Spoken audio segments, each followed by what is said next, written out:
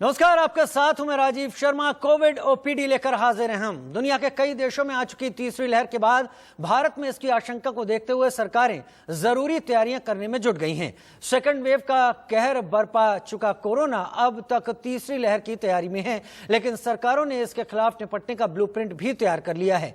दिल्ली से लेकर कई राज्य सरकारें मिशन मोड पर काम कर रही हैं, जिससे अगर तीसरी लहर का खतरा बढ़ता है तो समय रहते उससे निपटा जा सके।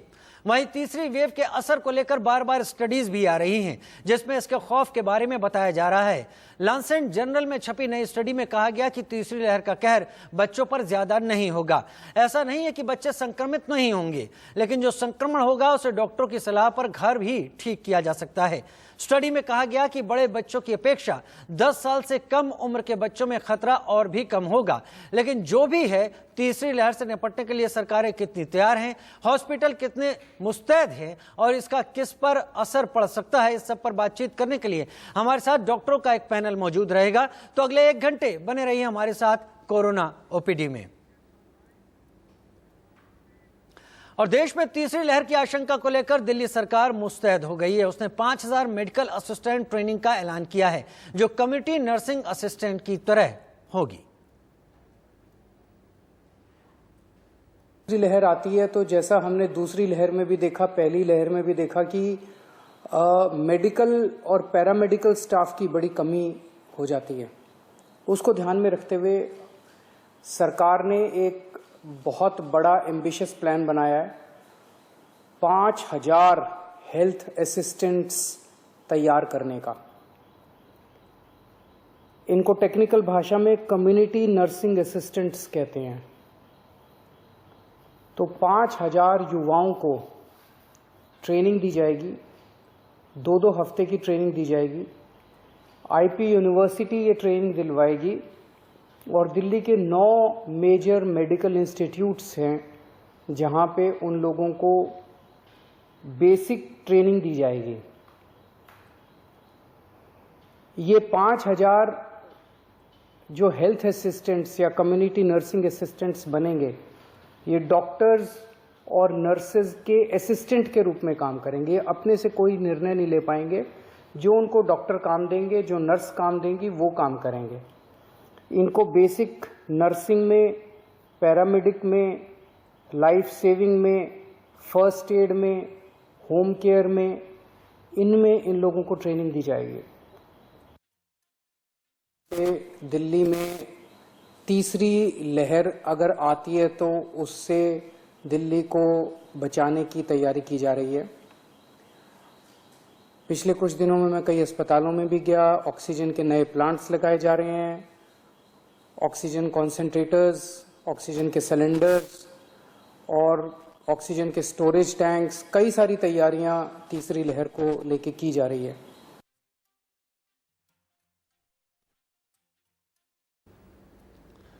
वहीं तीसरी लहर को लेकर राज्य सरकारें अलर्ट मोड पर हैं। उन्होंने अपने यहां इससे निपटने की तैयारियां शुरू कर दी हैं। जिस प्रकार से कहा जा रहा है कि इसका प्रभाव बच्चों पर पड़ेगा, तो हमने जो तीसरी लहर की तैयारी का जो पूरी कार्य योजना बनाई है, उसमें जहां एक और पीडियाट्रिक डिपार्टमेंट को स्ट्रेंथन करने के साथ साथ पीआईसीयू, पीडियाट्रिक आईसीयू, बच्चों के आईसीयू की संख्या को बढ़ाना, उसके साथ साथ हमारे हेल्थ वर्कर को पीडियाट्रिक डिपार्टमेंट के साथ एसोसिएट करके बच्चों के ट्रीटमेंट की पूरी ट्रेनिंग देना, उनकी टेस्टिंग से लेकर और ट्रीटमेंट तक उन सब विषय पर ट्रेनिंग देना। और उसके साथ साथ हम ये भी प्लानिंग में कर रहे हैं कि यदि बच्चों पर ये संक्रमण आएगा और बच्चे यदि अस्पताल में भर्ती होंगे तो उनके पेरेंट्स, क्योंकि 12 साल से छोटे बच्चे में हो सकता है उनके पेरेंट्स की जरूरत पड़े, तो उनके रहने की व्यवस्था, और उसके साथ साथ जो बच्चे होम आइसोलेशन में रहेंगे उनके पेरेंट्स को समुचित ट्रेनिंग देकर इस तीसरी लहर से निपटने की हम तैयारी कर रहे हैं। तैयार है क्योंकि उत्तर प्रदेश ने अन्य कार्य शुरू कर दिए हैं। कल ही हमारे मुख्यमंत्री जी ने जो 50 लाख ऐसे बच्चों के लिए मेडिकल किट्स बांटे हैं, जिससे कि वहाँ पर उन लोगों का ध्यान दिया जाए। और किसी को फीवर हो रहा है तो आज ही से देखा जाए। हर मेडिकल कॉलेज के अंदर 100-100 बेड के आईसीयूज बना रखे, बच्चों के पीडियाट्रिक आईसीयूज बना रखे हैं। जो हम लोग के डिस्ट्रिक्ट हॉस्पिटल में वहाँ पे 20 से 30 बना रखे हैं। हम लोग के जो सामुदायिक स्वास्थ्य केंद्र जिसको सीएचसी कहते हैं, वहाँ पर हम लोग मिनी पीकूज बना रहे हैं बच्चों के लिए। तो ये सब व्यवस्था हो रही है। साथ साथ एएनएम्स और डॉक्टर्स की विशेष रूप से इसकी ट्रेनिंग भी हो रही है, जो बच्चों के देखभाल के लिए होती है। दो राज्यों के मंत्रियों को आपने सुना किस तरह से सरकारें अपनी तैयारी कर रही हैं। वहीं नीति आयोग के सदस्य वीके पॉल ने कहा है कि कोरोना के पहले के मुकाबले 2021 में कोरोना ज्यादा घातक है। तीसरी लहर में कोरोना से अब और सावधान रहने की जरूरत है। डेल्टा वेरिएंट भी खतरनाक है और इससे सावधान रहना जरूरी है। होता ही रहेगा, हो ही रहा है, नेचर में हो रहा है। As you know, delta variant जो कि हमारा B1.617.2 है, उस वेरिएंट ने ट्रांसमिसिबिलिटी एक्सेस होने की वजह से सेकेंड वेव में अपना रूप दिखाया। उस वेव को इंटेंस करने में इस वेरिएंट का बहुत रोल रहा है। उसी से मिलता जुलता एक एडिशनल, उसी लाइन पे एक एडिशनल म्यूटेशन डिटेक्ट हुई है और ये ग्लोबल डेटा सिस्टम में इसको चिन्हित किया गया है। इसको डेल्टा प्लस भी कहा गया है, AV.1 कहा गया है। कापा वेरिएंट के साथ वो नाम है, लेकिन एसेंशियली एक नया डेल्टा के अंदर ही एक नई चेंज आई है। ये वेरिएंट जो है वो मार्च से देखा गया है यूरोप में, और इसको नोटिफाई या इसको पब्लिक डोमेन में 13 जून को लाया गया, just a few 2 days ago. So the present status is that yes, a new variant has been found. लेके एक्स्ट्रा प्रिकॉशन लेनी चाहिए कि ये वाला जो वायरस है ये ज्यादा चालाक वायरस हो गया है 2020 के मुकाबले में। तो उससे भी ज्यादा चौकसी, रिस्पॉन्सिबिलिटी, केयर, प्रिवेंशन, ये सब हमें करना पड़ेगा। ये रास्ता बिल्कुल क्लियर है, इसके बिना सिचुएशन फिर खराब हो सकती है। और देश भर में कोरोना महामारी के बीच गुरुग्राम से एक अच्छी खबर सामने आई है। कोरोना की दूसरी लहर से सबक लेकर गुरुग्राम प्रशासन अब ऑक्सीजन बनाने की तैयारी में है। ऑक्सीजन में प्लांटेशन, ऑक्सी-1 बनाने की तैयारी में है, जिसमें प्लांटेशन के तहत 5 अलग अलग तरह के प्लांट लगाए जाएंगे जो भरपूर मात्रा में ऑक्सीजन देंगे।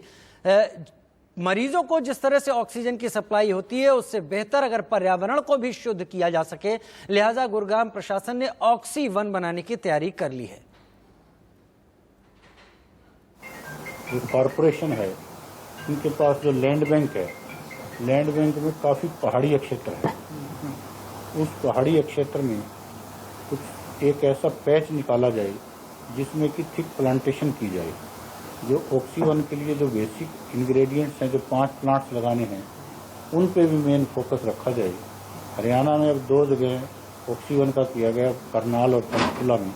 सेम चीज़ हम यहीं रिपीट करेंगे। तो मैंने जो ऑफिसर्स हैं हॉर्टिकल्चर के और जो डिविजनल फॉरेस्ट ऑफिसर हैं, उनको कहा है कि ये सारी एक्सरसाइज करके मुझे 2 दिन में दें, ताकि जगह को चिन्हित करके उस पर आवश्यक कार्रवाई की जा सके। इसको हम अगले 10 या 15 दिनों में इसकी पूरी तैयारी कर लेंगे। तैयारी के बाद जो फर्स्ट मानसून के बाद जो प्लांटेशन का जो एप्रोप्रिएट टाइम होता है, तब हम उसकी प्लांटेशन करेंगे। कोरोना को लेकर तमाम सावधानियां, तमाम प्रोटोकॉल की बात लगातार कही जाती रही थी, लेकिन इस बीच डेल्टा वेरिएंट की बात हो, AY1 की बात हो और इसके खतरनाक स्तर की बात हो, उसे लेकर एक अजीब तरह की घबराहट तमाम लोगों में है। घबराहट इसलिए भी कि कहीं इस बार तो दूसरी लहर जैसा ही कहर नहीं बरपा होगा, और दूसरी बात यह भी कि अब हमें तैयारियां किस तरीके से करनी चाहिए। डॉक्टर हेमलता अरोड़ा हमारे साथ नानावटी अस्पताल से जुड़ेंगी और इन्फेक्शियस डिजीज की एक्सपर्ट है। साथ ही डॉक्टर प्रदीप जैन भी मेरे साथ सीनियर पीडियाट्रिशियन के तौर पर इस वक्त जुड़ गए हैं। जल्द ही डॉक्टर हेमलता भी हमारे साथ होंगी। सबसे पहले डॉक्टर प्रदीप जैन, आपसे ही शुरुआत कर लेता हूं। सीनियर पीडियाट्रिशियन है आप, और बच्चों की देखरेख, बच्चों को किस तरीके से स्वस्थ रखना है, इस बारे में आपकी राय हमारे दर्शकों के लिए कहीं बेहतर होगी। तीसरी लहर की बात लगातार हो रही है, बच्चों पर इसके असर की भी बात लगातार की जा रही है। कई एक ऐसी रिपोर्ट्स हैं जिसमें कहा गया है कि बच्चों पर इसका असर पड़ेगा, लेकिन यह भी कहा जा रहा है कि उतना नहीं जितना अंदेशा जताया जा रहा था। हमारे दर्शकों के लिए साफ करें कि तीसरी लहर हो या चौथी लहर हो या आगे आने वाली कई लहर, बच्चों को लेकर अभी हमारे माँ बाप जो भी हैं, पेरेंट्स, उनको ऐसा क्या करने की जरूरत है कि बच्चे इस तीसरी लहर से दूर रहे, न केवल बच्चे, खुद माँ बाप भी इससे बचे रहे। देखिए, इतने सालों में पाया गया है, पिछले 1.5 सालों में, कि सबसे इफेक्टिव तरीका जो है वो निश्चित तौर पर लॉकडाउन है। लॉकडाउन में जब भी लॉकडाउन लगा उसमें या तो महामारी को बढ़ने नहीं दिया है या तेजी से कंट्रोल किया। 2 साल के हमारे अनुभव है। परंतु क्योंकि लॉकडाउन हमेशा नहीं हो सकता है, ये देशों को बंद नहीं किया जा सकता लंबे समय तक, तो जो हम इंडिविजुअल्स हैं, जो समाज के लोग हैं, फैमिलीज हैं, ये अपने आप को जितना संभव हो सके लॉकडाउन में रखें तब तक ये स्पष्ट नहीं हो जाए कि बीमारी नहीं फैल रही है। और ये पाने के लिए कम से कम विजिट करें, बाहर जाए, अननेसेसरी ट्रैवलिंग नहीं करें, सोशल डिस्टेंसिंग, मास्क और सैनिटाइजेशन का डेफिनेटिव रोल है। और ये न सिर्फ एक पर्टिकुलर वेरिएंट कोविड के, सभी वेरिएंट्स पर असर करेगा। वैक्सीन एक वेरिएंट स्पेसिफिक हो सकता है, पर जो मास्क है, डिस्टेंसिंग है, हाइजीन है, ये सभी वेरिएंट से लागू होगा। और न सिर्फ कोविड के लिए, इससे मिलते जुलते सभी वायरसेस के लिए ये प्रिकॉशंस बहुत इंपॉर्टेंट है। इस बात से क्यों लेते हुए मैं सभी पेरेंट्स से रिक्वेस्ट करूंगा कि 2 साल से ऊपर के बच्चे का आसान मास्क बना सकते हैं, उन्हें मास्क बनाने की प्रैक्टिस कराएं, ट्रेनिंग है, और सोशल डिस्टेंसिंग, क्राउडिंग से बचने की उनको बताएं, दूरी बनाए रखें जहां तक संभव हो, और सैनिटाइजेशन बराबर यूज करें। एक यूनिवर्सल प्रिकॉशन की तरह पालन करना चाहिए। ठीक है, डॉक्टर हेमलता अरोड़ा भी मेरे साथ इस वक्त जुड़ गई हैं, जो कि नानावटी अस्पताल से हैं, सीनियर कंसल्टेंट हैं, इन्फेक्शियस डिजीज एक्सपर्ट भी हैं। डॉक्टर हेमलता, स्वागत है आपका इंडिया न्यूज में। और सवाल मेरा आपसे यही कि अगर खतरा जताया जा रहा है बच्चों को लेकर, अभी तमाम बातें हो रही हैं, ठीक इसी तरह से जब पहली लहर खत्म हुई थी और हमारा देश कुछ बेहतर स्थिति में आया था, दूसरी लहर के आने की आहट थी, अंदाजा नहीं था कि दूसरी लहर इतनी ज्यादा घातक हो जाएगी। तीसरी लहर अभी आई नहीं है, उसके पहले तैयार होने की जरूरत है। अगर बच्चों को लेकर ही मैं आपसे बात करूं, ये वायरस म्यूटेट होकर कितना खतरनाक हो चुका है और वो कौन से सिम्टम्स हैं जिससे माँ बाप को समझ जाना चाहिए कि बच्चों को लेकर गंभीर होने की जरूरत आ गई है। तो बच्चों में भी ये इलनेस जनरली ये बहुत मामूली सा इलनेस रहता है। ज्यादातर बच्चे, मतलब 90-95% बच्चों को उनको थोड़ा सा फ्लू जैसा बुखार, सर्दी जुकाम, थोड़ी सी खांसी, थोड़ा फटीग होगा, और उसके बाद 4-5 दिन में ये ठीक हो जाता है। ज्यादातर बच्चों को ऐसे ही रहता है। ऑफ कोर्स डॉक्टर जैन इस पे ज्यादा विस्तार से बोल सकते हैं, बट और ज्यादातर बच्चों को इसके बाद कुछ नहीं रहता है। बट अगले 2 हफ्ते तक उनको अच्छी तरह से मॉनिटर करके उनकी रहन सहन में देखना चाहिए कि वो खा पी रहे हैं, एक्टिव है, बच्चा एक्टिव है, और या फिर उनको कभी कभी ये सब कुछ ठीक होके फिर बाद में फिर से जो बुखार, डायरिया, वॉमिटिंग, ये सब फिर से वापस आ सकता है। ये बहुत कम बच्चों में होता है, लेकिन ये जरूरी है कि हम हर बच्चे को इस तरह से मॉनिटर करें कि जो भी 1-2 बच्चों को भी होता है तो हम उनको जल्द से जल्द मेडिकल हेल्प हम दे सकें। ये जो सेकेंड फेज में होता है। और थर्ड चीज है कि जो मल्टी सिस्टम इन्फ्लेमेटरी सिंड्रोम, जो डॉक्टर जैन पहले भी बोल चुके हैं, कि वो उस चीज के लिए हमको ज्यादा सतर्क रहना है, मॉनिटर करना है कि बच्चा सडनली उनको कोई तकलीफ ना हो, खांसी ज्यादा ना हो, या फिर ब्लड प्रेशर कम हो जाए, या फिर वो एकदम फटीग्ड हो जाए, तो उस बच्चों को हमको इमीडिएटली हॉस्पिटल में एडमिट करना है। वीके पॉल जी जो नीति आयोग से हैं, डॉक्टर हेमलता अरोड़ा, उन्होंने एक बात आज अपनी प्रेस कॉन्फ्रेंस में साफ कही और ये कहा कि जो वायरस है ये अब कहीं ज्यादा चालाक हो गया है। मैं उसी सवाल पर आपके साथ आना चाहूंगा क्योंकि आप इन्फेक्शियस डिजीज एक्सपर्ट भी हैं। वायरस म्यूटेट होकर कितना खतरनाक हो गया है? क्या और भी जो फर्दर म्यूटेशन वायरस में होंगे वो और इसे डेडली बनाएंगे, या वायरस धीरे धीरे कमजोर होगा? और साथ ही इस वायरस को देखते हुए अब हम लोगों को क्या कुछ और प्रिकॉशन रखने की जरूरत है? जितना भी हमने ये म्यूटेशन देखे हैं, थोड़ा ज्यादा इन्फेक्टिविटी देखा है हमने। मतलब कि जो हम अगर सपोज बिना कोविड पहले जो अगर ये इन्फेक्शन इमीडिएटली फर्स्ट टाइम जो आया था अल्फा वेरिएंट, वो हर फैमिली में 2 या 3 लोगों को वो इन्फेक्ट कर रहा था। अभी वो जाके 5 हो गया ये डेल्टा वेरिएंट के साथ। अभी नया वेरिएंट आया है डेल्टा प्लस वेरिएंट। इन सब में हमने इन्फेक्टिविटी जो रेट है वो मतलब 1 जन को अगर है और 5 जन उनसे इन्फेक्ट हो रहे हैं तो वो बढ़ते बढ़ते देखा है। इसी की वजह, यही वजह थी कि हमारी जो सेकेंड वेव थी, जो दूसरी लहर थी, वो इतनी घातक साबित हुई। तो आगे जाके ये वायरस म्यूटेट कैसे करेगा ये तो वक्त ही बताएगा। But at the same time हमने देखा है कि वैक्सीन, जिनको वैक्सीन लगी हुई है, इवन डेल्टा वेरिएंट से भी हम बचे हैं।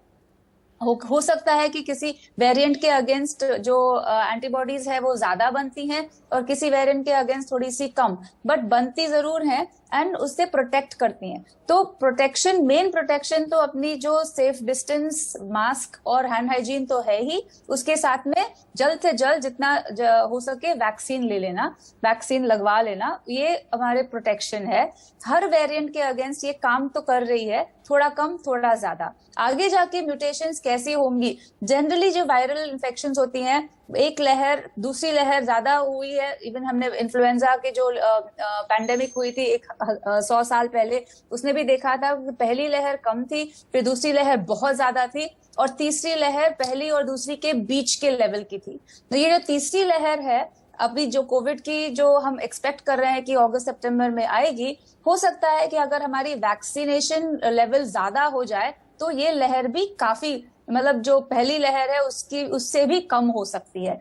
हम सावधानी बरतें और वैक्सीनेशन जल्द से जल्द कर लें। तो ठीक है। डॉक्टर प्रदीप जैन, डॉक्टर हेमलता इस बात पर जोर दे रही है कि वेरिएंट कितने भी हो, वैक्सीन उससे एक कवर देती है, एक कवच की तरह काम करती है, एक शील्ड की तरह काम करती है, और जो लोग वैक्सीन लगवा लेते हैं वो कहीं बेहतर स्थिति में होते हैं। और ये हम सभी जानते हैं कि थर्ड वेव की बात जो की जा रही है उसमें बच्चों के बारे में बहुत ज्यादा बात हो रही है, और बच्चों की वैक्सीन को लेकर अभी ट्रायल फेज में ही बात है। अभी पुख्ता तौर पर ये चीजें सामने नहीं आई हैं कि बच्चों के लिए वैक्सीन कब तक आ जाएगी और कब तक लगना शुरू हो जाएगी। ऐसी स्थिति में बच्चे वायरस के सीधे सीधे टारगेट पर होते हैं।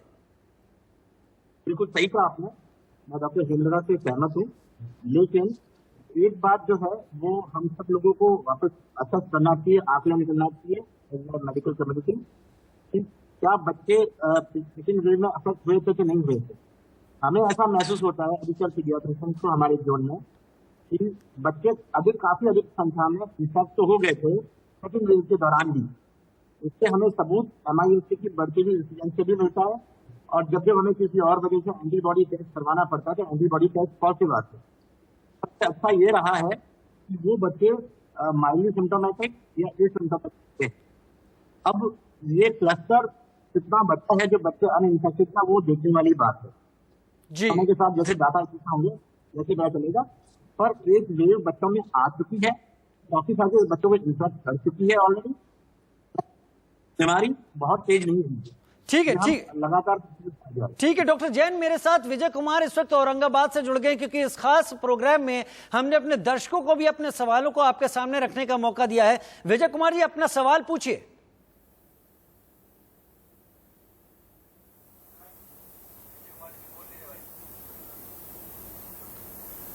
सवाल पूछिए विजय कुमार जी।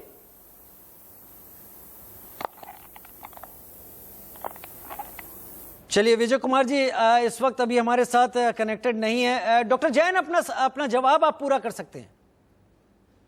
हाँ, मैं बताना चाह रहा था कि मेरे से डॉक्टर हेमलता ने बताया कि कोविड बहुत हल्का और माइल्ड हो रहा है, ये पक्की बात है, और बच्चे बिना किसी अधिक मेडिकल सपोर्ट के या मिनिमल ऑक्सीजन से रिकवर हो रहे हैं, वो भी अच्छी बात है।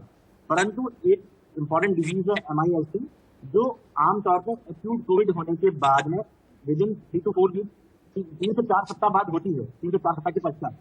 उस पीरियड में अगर पेरेंट्स ये देखें कि बच्चों को MIS जैसे लक्षण हो तो तुरंत चिकित्सक के पास जाने की कोशिश करें। अब इसमें कैच ये है कि MIS लकीली लंग्स को इन्वॉल्व शुरुआत में नहीं करती है या बिल्कुल नहीं करती है, और उसमें लक्षण भी अलग है। लक्षण में उसके आंखों में लाली आना, शरीर पे दाने दाने दाने आना जी, कुछ बच्चों को कंटिन्यूअस बुखार 3 से 5 दिन से अधिक लगातार, 38 डिग्री सेल्सियस या उससे अधिक, लूज मोशंस होना, उल्टियां होना, कमजोरी आना और हाथ पैरों में सूजन आना, इस तरह के लक्षण आ सकते हैं। ठीक है, आप इस तरह के लक्षण जी बॉडी का ऑक्सीजन सैचुरेशन नॉर्मल रहेगा तो कई पेरेंट्स ये सोच के डिले कर सकते हैं कि सैचुरेशन फॉल नहीं हुआ, क्या जल्दी है, परंतु ऐसा नहीं है।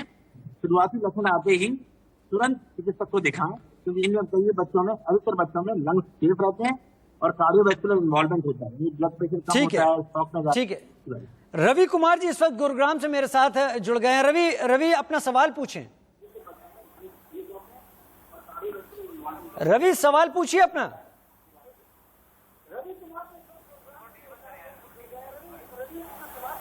सर जी, मेरे को कोविड हो गया था 1.5 महीने पहले। हाँ जी, मेरे को कोविड हो गया था 1.5 महीने पहले। हेलो, आप पूछिए अपना सवाल, बोलते जाइए, टीवी की आवाज कम करें, आप सवाल पूछिए। कर दिया। हाँ जी, कोविड हो गया था 1.5 महीने पहले, अभी मैं ठीक हूँ, ऑक्सीजन लेवल 96.7 है। क्या मैं यात्रा कर सकता हूँ, लंबी यात्रा? चलिए, इससे पहले मैं आपसे सवाल पूछूंगा, क्या आपने वैक्सीन लगवाई है? नहीं जी, वैक्सीन नहीं लगवाई है आपने?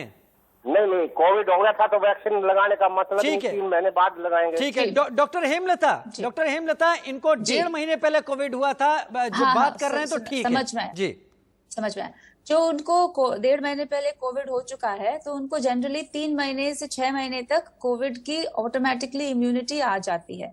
तो वो सही है कि वैक्सीन आप 3 महीने पे, मतलब कोविड से रिकवर होने के 3 महीने बाद तक वेट कर सकते हैं वैक्सीन लगाने के लिए। तभी रही लंबी यात्रा की बात, तो लंबी यात्रा आप जरूर कर सकते हैं, ऐसा कोई प्रॉब्लम नहीं है। आपको इतना ज्यादा जो रिकवरी पीरियड में जो आपको ऑक्सीजन वगैरह भी ठीक है, या आपके लंग्स मैं अज्यूम करूंगी कि एकदम ठीक हो गई हैं, तो लंबी यात्रा कर सकते हैं, ऐसा कोई प्रॉब्लम नहीं है। नॉर्मल जो कोविड की प्रिकॉशंस है, मास्क लगाना, डिस्टेंस रखना, ये ख्याल रखते हुए आप यात्रा कर सकते हैं। ठीक है। डॉक्टर हेमलता, आपने रवि जी को तो सलाह दे दी। आपसे मुझे ये पूछना है कि ये जो वायरस है, वायरस का म्यूटेशन है, वायरस की वेव की बातें कही जा रही हैं, पहली लहर, दूसरी लहर, तीसरी लहर, कितनी ज्यादा वेव्स आ सकती हैं? एक बात तो ये लोगों के दिल में ये सवाल है कि क्या तीसरी आएगी, उसके बाद क्या चौथी भी आ सकती है, पांचवी भी आ सकती है, और ये वायरस कब तक इसी तरह डेडली रहेगा? क्या वायरस हल्का भी पड़ने की मेडिकल जो रिसर्च है उसमें बातें देखी जा रही हैं? जनरली जो अपर रेस्पिरेटरी वायरसेस होती हैं वो 2 या 3 मेजर लहरों के बाद और छोटी लहरें भी आती हैं, बट उसमें वो कमजोर पड़ जाती हैं। पर हमें ये जो पर्टिकुलर वायरस है, ये हम अभी समझ में आ रहा है कि ये शायद ये नेचुरल वायरस ना हो। तो अगर ये नेचुरल वायरस ना हो तो इसकी म्यूटेशंस कैसी होंगी और ज्यादा इसकी विरुलेंस बढ़ाएंगी कि घटाएंगी, ये देखना बाकी है। बट पहले हमें जो तजुर्बा है उसके मुताबिक अभी ये भी है कि हमारे पास अभी वैक्सीन है। हाँ, तो वैक्सीन के साथ में हम शायद ऐसा कह सकते हैं कि ये जो तीसरी लहर भी अगर हम इसको काफी अच्छे से दबा सकें वैक्सीन के साथ में, तो चौथी और पांचवी जो लहरें होंगी वो और भी कम होंगी। बहुत शुक्रिया डॉक्टर हेमलता अरोड़ा हमारे साथ जुड़ने के लिए। नानावटी अस्पताल से senior paediatrician doctor Pradeep Jain, आपका भी हमारे साथ जुड़ने के लिए बहुत बहुत शुक्रिया। तमाम दर्शकों के लिए केवल एक सलाह, जो प्रोटोकॉल है, कोरोना का प्रोटोकॉल, उसका पालन करने की बहुत जरूरत है। आने वाले तमाम म्यूटेशन आप पर असर नहीं करेंगे अगर आप मास्क लगाते हैं, सैनिटाइजेशन करते हैं और सोशल डिस्टेंसिंग को बनाए रखते हैं। एक छोटा सा ब्रेक, जल्द हाजिर होते हैं।